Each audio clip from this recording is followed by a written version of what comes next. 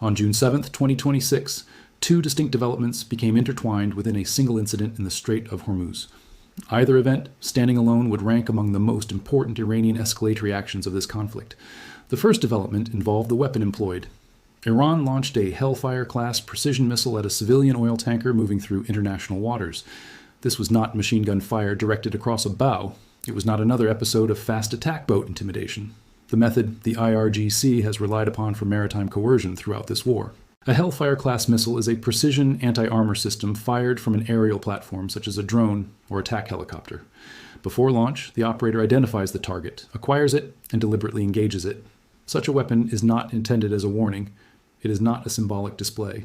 It represents an effort to destroy a vessel while its crew remains aboard through the use of a guided munition designed to defeat armored targets.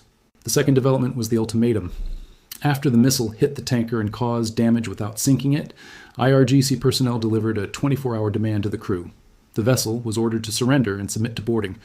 Failure to comply would bring what the ultimatum described as consequences. The individuals aboard were civilian mariners. They were employed on a commercial ship traveling legally through an international maritime route.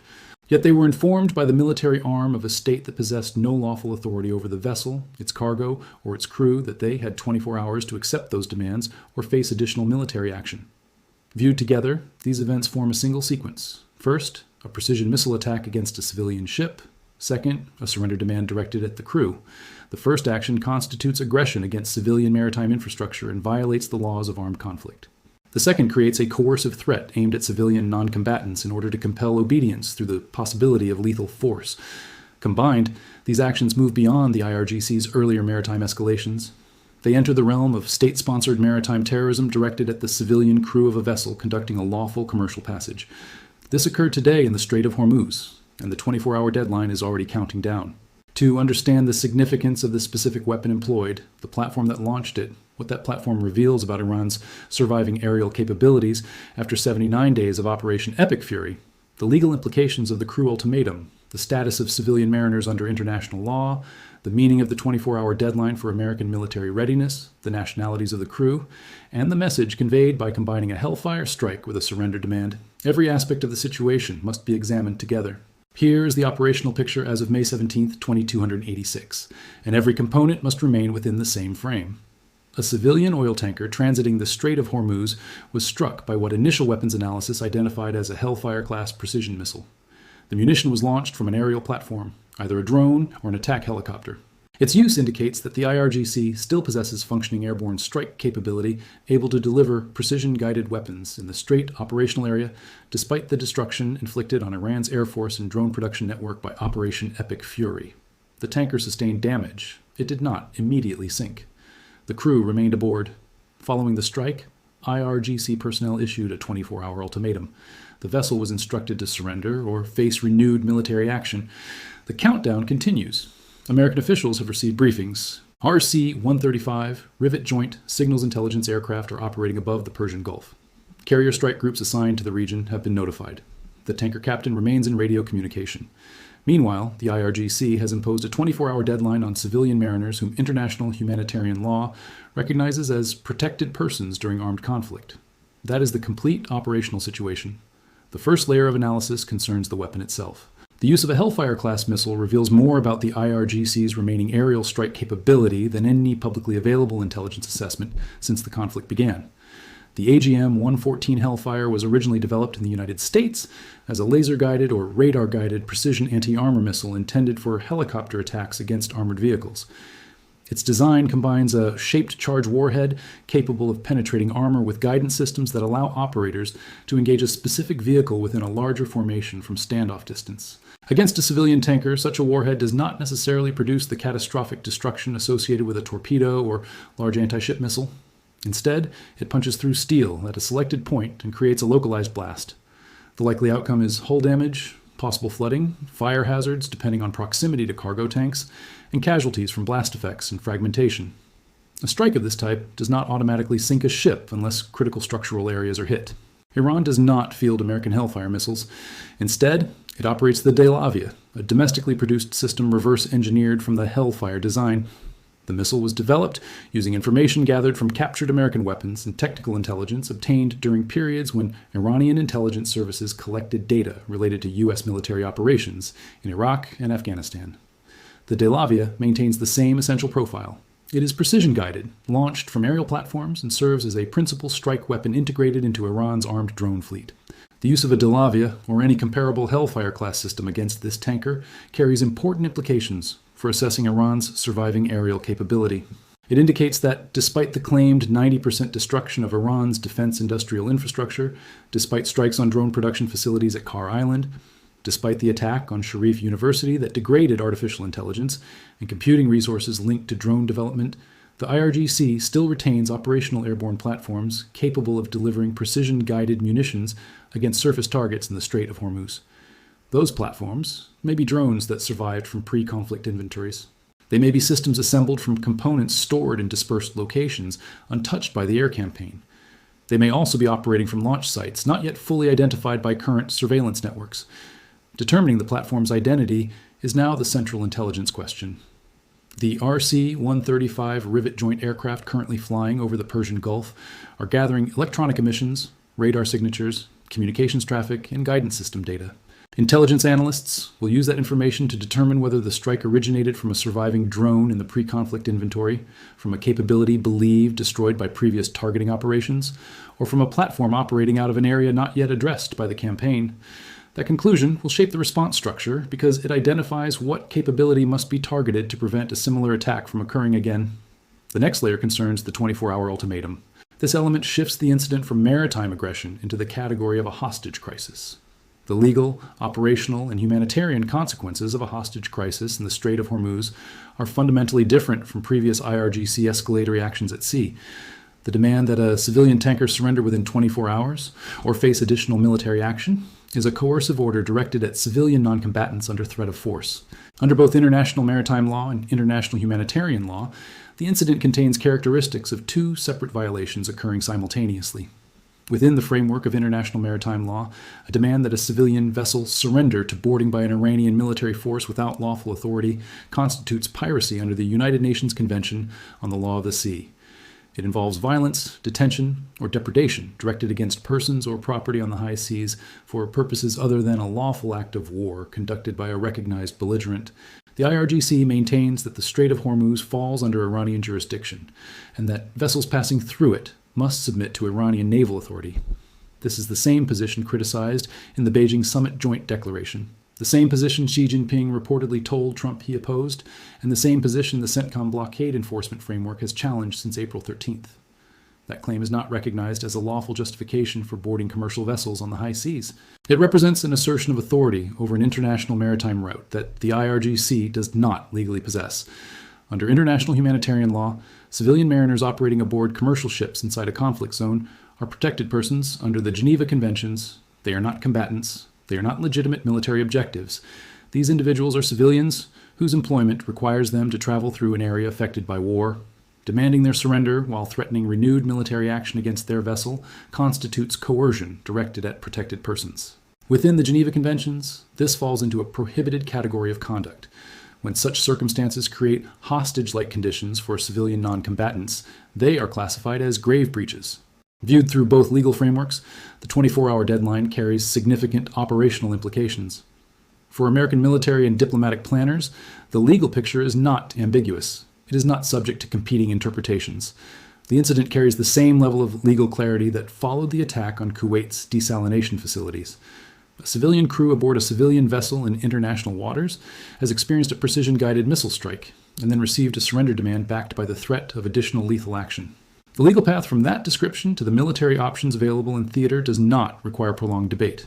It follows a trajectory shaped by 79 days of conflict and culminates in an authorization event involving civilian victims, a precision weapon, and a coercive ultimatum. That combination leaves little room for competing narratives of the type Iranian information operations have attempted to use following previous incidents. The next critical issue involves the nationalities of the crew. The citizenship of those aboard the damaged tanker determines which governments are now directly involved in the crisis alongside the United States. Modern tanker crews are drawn from the international maritime labor market. Personnel commonly come from the Philippines, India, Russia, Ukraine, Myanmar, Indonesia, and numerous other maritime labor-supplying countries. Based on the demographics of the global seafaring workforce, there is a high probability that a tanker operating in the Strait of Hormuz includes Filipino, Indian, or other Asian crew members. The IRGC launched a precision strike and later issued a surrender demand to a crew that almost certainly includes citizens of countries not participating in the conflict. Those nations maintain their own relationships with both Washington and Tehran. Their governments now face a situation in which their citizens have been placed under armed ultimatum by a state that previously fired a missile at the vessel carrying them. The Indian aspect is especially important in the present operational environment. The IRGC recently sank the Indian-flagged vessel Hajj Ali. During CENTCOM testimony, Ambassador Cooper described that attack as a direct escalation against a nation that had served as Iran's secondary oil customer, while carefully balancing relations with both Washington and Tehran throughout the conflict. India's response to the sinking of the Hajj Ali remained limited due to its continuing relationships with both sides. A precision missile attack against a vessel whose crew likely includes Indian nationals, followed by a 24-hour surrender demand, creates a more difficult diplomatic challenge. A government able to view the Hajj Ali incident as an attack against a flagged ship, something addressed through maritime insurance channels and diplomatic protest, confronts a different calculation when its own citizens aboard another vessel are given 24 hours to surrender after a Hellfire-class strike. The Philippines represents another important factor. Throughout the conflict, Manila has been among the most active diplomatic advocates for seafarer safety. That position reflects the Philippines' role as the world's largest supplier of maritime labor and the government's responsibility to protect OFW, overseas Filipino workers employed across the globe. If a Philippine-flagged vessel or a ship crewed by Filipino mariners were subjected to a Hellfire-class missile attack and a surrender ultimatum, the same diplomatic mechanisms activated during previous maritime crises would likely come into effect. This explains why Manila has consistently remained one of the strongest voices advocating protection for civilian seafarers during maritime incidents. The operational response architecture activated by the 24-hour deadline is equally important. The time limit alters the planning framework. What had previously been a deliberate operational tempo now becomes a crisis management timeline. Decision cycles become compressed. This creates opportunities. It also creates risks. The 24-hour countdown functions simultaneously as a constraint and an intelligence collection opportunity. Every minute, IRGC forces remain positioned around the damaged tanker. Every moment, the missile launch platform remains active. Every communication used to coordinate enforcement of the ultimatum, and every command channel connected to authorization of the strike provides intelligence value. During that period, RC-135 rivet joint aircraft operating overhead continue collecting electronic signatures that help construct a detailed targeting picture of the platforms and command elements responsible. By choosing to issue a 24-hour ultimatum rather than immediately boarding the ship or launching another attack, the IRGC has effectively provided the American intelligence network with a collection window. That window allows analysts to verify platform identity, launch location, and command communications involved in the operation. The same intelligence cycle has preceded every major American response to IRGC maritime escalation throughout this conflict. RC-135 aircraft deploy, intelligence collection expands, launch sites are identified, platforms are tracked, command nodes are mapped. Responses are then designed and executed based on precise intelligence rather than broad assumptions about geographic areas or institutions. The 24-hour period also creates a diplomatic timetable. It allows Washington to present the incident to relevant international partners before any operational response occurs.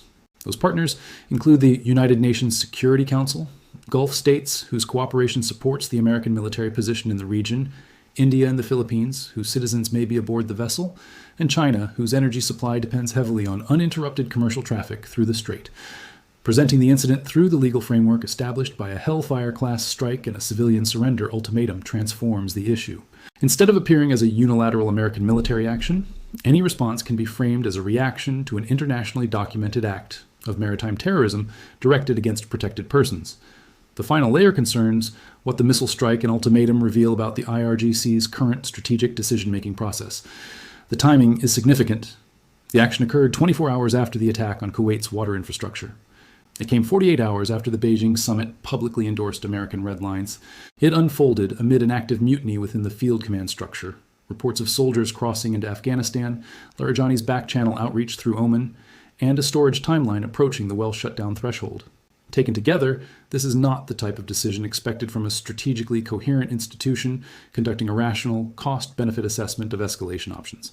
A leadership structure operating according to coherent strategic logic would understand that firing a Hellfire-class missile at a civilian tanker and issuing a 24-hour surrender demand immediately after a war crime attack on Kuwait's water supply combines separate incidents into a recognizable pattern. It is no longer a single provocation. It becomes a sequence. Patterns carry greater operational significance than isolated events because they answer questions that individual incidents leave unresolved. Was it an error in judgment? Was it a rogue element? Was it a limited action intended to achieve a specific objective? Or does it reflect a systematic escalation policy pursued regardless of consequences because decision makers believe those consequences are already unavoidable? 2 incidents in 2 days, the attack on Kuwait's water infrastructure and a Hellfire-class strike against a civilian tanker crew, provide an answer. This no longer appears as a simple miscalculation. Either it represents deliberate and organized escalation, or it reflects a command structure so fragmented that separate elements are escalating independently without coordination or strategic oversight. Regardless of which explanation proves correct, both lead to the same analytical conclusion regarding what the next 24 hours may determine. The discussion now turns to the specific capability implications of a DeLavia-class precision strike, because the appearance of that weapon system in an active operational role alters targeting priorities for the American response in ways extending beyond this individual incident. Admiral Cooper told Congress that the era of $35,000 drones is no longer the defining threat in this conflict. The systems Iran now fields involve jet-powered platforms equipped with advanced sensors, electronic warfare functions, and resistance to electronic countermeasures. Compared with these systems, the earlier generation of inexpensive one-way attack drones appears far less sophisticated. The DeLavia belongs to a completely different capability category than the Shahed one-way attack drone that shaped the opening phases of the conflict. A precision-guided munition requires more than a launch platform. It demands target designation capability. It requires sensors able to locate, identify, lock onto, and continuously track a specific vessel while the weapon remains in flight.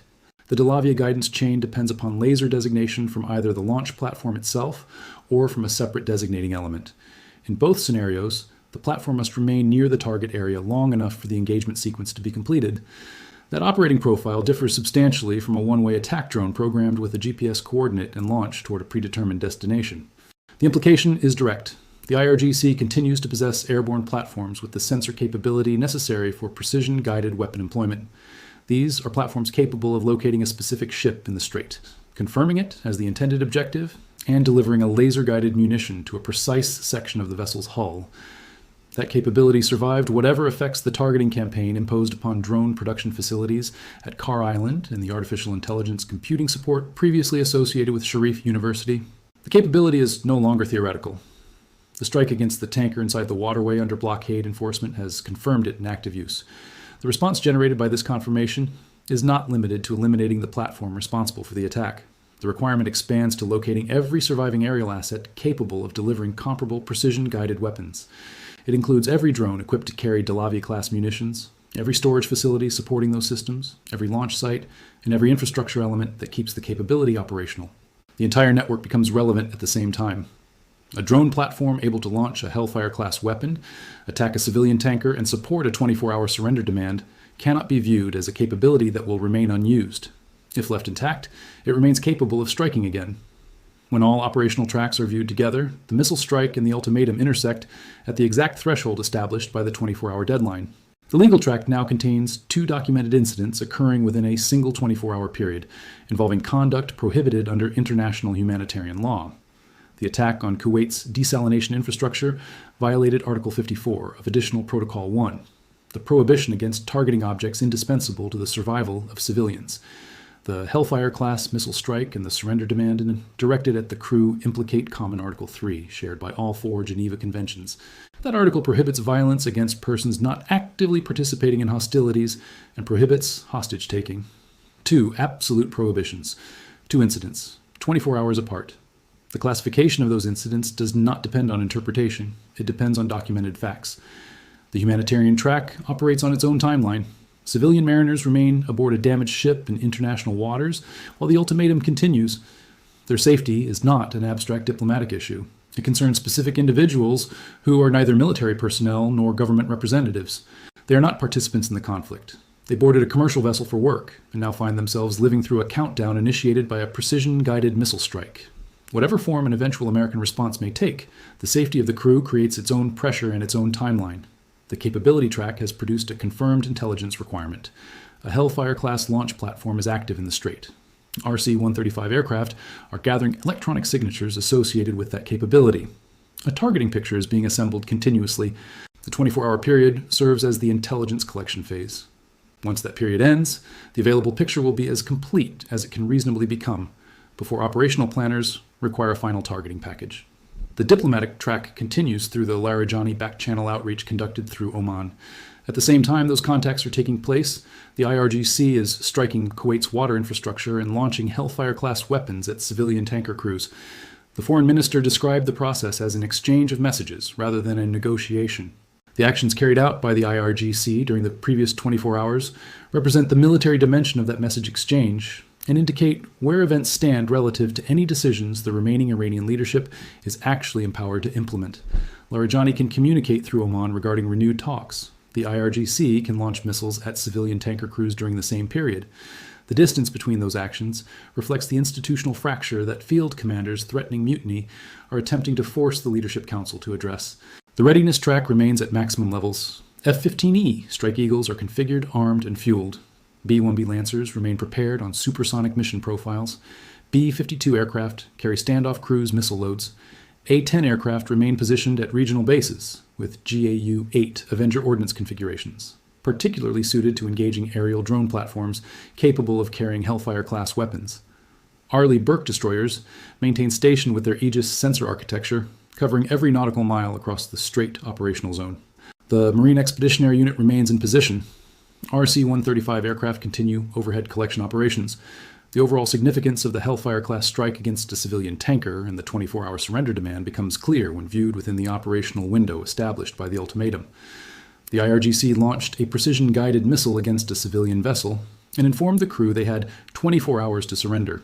Placed alongside the attack on Kuwait's civilian water infrastructure within the same 24-hour period, that sequence represents the clearest public demonstration of the institution's operating logic produced during the conflict. That logic does not reflect an organization carefully calibrating escalation to achieve defined diplomatic objectives. Instead, it reflects an institution that has concluded, correctly or incorrectly, that its survival depends upon raising the cost of the American and partner state military position until the diplomatic environment changes. The available instruments for imposing those costs increasingly appear to be civilian infrastructure and civilian mariners rather than military targets that can no longer be effectively engaged.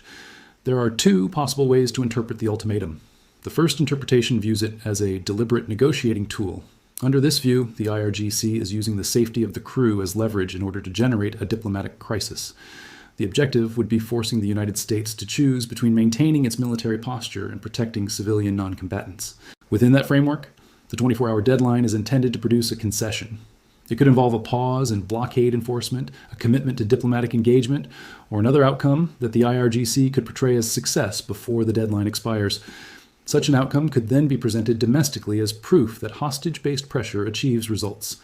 The second interpretation sees the ultimatum as evidence of a command structure that has lost strategic coherence. In that scenario, the field unit responsible for launching the missile and issuing the ultimatum is acting according to its own internal logic without effective oversight from a command authority capable of evaluating the consequences. The 24-hour deadline would not represent a carefully designed leverage strategy. Instead, it would be the result of a local commander improvising a response after firing a missile at a civilian vessel. Regardless of which interpretation proves accurate, both lead to the same operational conclusion. When the deadline expires without surrender from the crew, the IRGC either attacks again or it does not. If it attacks again, it confirms a willingness to employ lethal force against civilian non-combatants, despite prohibitions established under international law. If it refrains from further action, the ultimatum is exposed as a coercive threat unsupported by either institutional resolve or command cohesion. In either case, the intelligence package assembled by the RC-135 aircraft since the moment of the missile launch remains relevant. In either case, the event supplies the authorization trigger for a response directed at the launch platform, the command structure, and the remaining aerial precision strike capability that this incident has demonstrated remains active. In either case, the American president faces the decision point toward which the previous 79 days of conflict have steadily moved, a documented war crime against Kuwait's civilian population, a precision-guided missile strike against a civilian tanker, a coercive ultimatum directed at a protected crew, and a 24-hour countdown being watched across the world in real time. The crew remains aboard a damaged vessel in the Strait. The RC-135 aircraft continue building the intelligence picture. The clock continues to count down. The IRGC has confirmed that the precision aerial capability still available to it is willing to be employed against civilian mariners. The 24-hour period is no longer simply a diplomatic opportunity. It has become a targeting window. When that window closes, the next phase will not be determined by the institution that started the countdown. It will be determined by the institution that has been monitoring it from the beginning. Thank you for listening. If you found this analysis valuable, follow for more in-depth coverage of military, geopolitical, and strategic developments as events continue to unfold.